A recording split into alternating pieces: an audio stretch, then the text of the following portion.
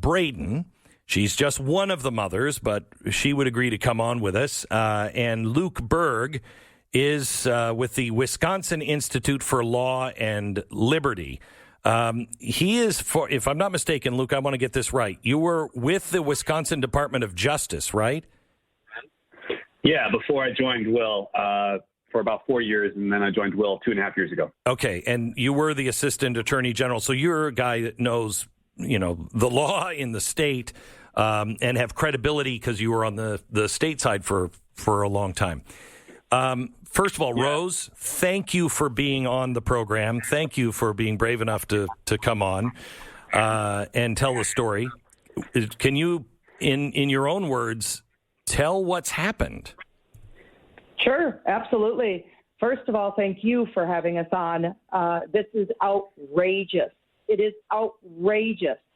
Sexual harassment has absolutely nothing to do with incorrect pronouns, proper pronouns, whatever you want to call it. Misgendering, I think, is the phrase, Rose. Misgendering. so this student who is a girl, dresses like a girl, wears makeup like a girl, decided last month to tell the entire class that she wanted to be referred to as they, them. And it wasn't even that these boys refused. They were confused. My son came home confused. Mom, they are plural pronouns, and I don't understand how to use them. And so I told him to call her by name. But if you didn't, she let you have it. And that's what she was doing. She was letting one of his friends have it because he misgendered, he used the wrong pronouns, and Braden stood up and said, he doesn't have to use your pronouns. It's his constitutional right. And that is why I've received a letter. I know. Yeah. I know. And so he's a good kid. He's a straight A student, right? He is. Okay. He works hard. Has he been in trouble before? He has not been in trouble like this. Okay. He is a normal boy. Has he said a cuss word and I got a call from the principal? Sure. Absolutely. Oh, my gosh. What kind of animal are you raising? Nothing. Nothing like this. So, Rose, I want you to know when my son was 13, he was an angel. So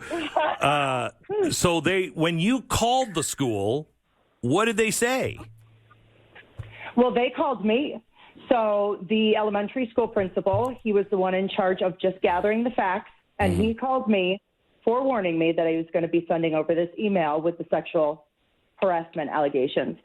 And, at first you think sexual harassment, oh my gosh, that's rape. That is inappropriate touching. Right. These are outrageous things. And my son is a kid. He is not sexually active. He is very much, plays video games with his friends. He's a boy. Yeah. And so when he told me that it was for not using the proper pronouns, I just thought it was a joke. You laughed? Did you laugh? I did. Yeah. I did. I would have too. I said, this has got to be a joke.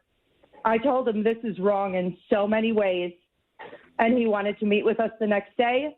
So I get this generic form letter via email with a blurb saying he is being charged sexual harassment for not using proper pronouns, but no detail, not who accused him, not what it is that he did, no information whatsoever.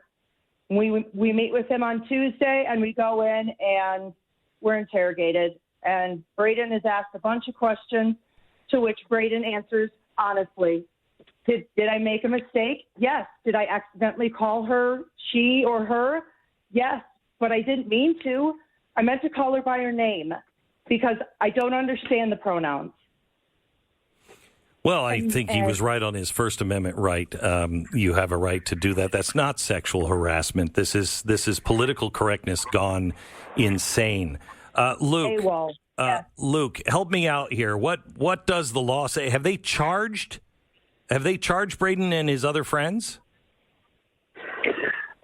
So it's an internal school investigation. So it's like a 90-day process where they're gathering information, and at the end of it, they'll decide what to do, and it could be, a suspension or an expulsion at the worst. So it's not a criminal complaint. It's not a civil lawsuit yet. It's just an internal school investigation. And I could see if you had, if it's a reputation. I can see if you needed to gather the facts why you would have 90 days, but this seems pretty darn simple, Yeah, and actually Title IX regulations and their own policy say if you get allegations that, even if proved, wouldn't amount to sexual harassment, you shouldn't even start the investigation. You should dismiss it immediately. And that's what should have happened here, right? As soon as they heard the allegations were solely for mispronouncing, they shouldn't have even interviewed these boys. They should have just dismissed it immediately, because there's nothing anywhere in the law, nothing in the reg, nothing in the policy that would cover mispronouncing. Mispronouncing is not even a word, much less in the law anywhere. So that's, what we've told the district is you should have dismissed this, and you need to immediately dismiss this so that they don't have to go through this whole 90-day investigation and have this on their reputation, have this on their record, and have the stress of this for 90 days. You need to dismiss it right away. So, Rose, there's a reason. I mean, I really like milk and cheese, but there's a reason I don't live in Wisconsin, because Wisconsin is the leading state of progressivism, or has been for a long time. Is the area that you live in, is it real progressive, or is this just the school? This is the school. And this is not, so I moved to this area in 2019 for this school district, because everything that had been reported about this school district was it's great academically. The graduation rate was 98%. And we moved up here and COVID happened. And so I gave them a chance just because things were kind of out of whack with COVID. But this school district has not held up to its side at all. Academically, I believe my children are bored. There's no homework. I knew something was wrong when there was no homework, and now this is completely outrageous.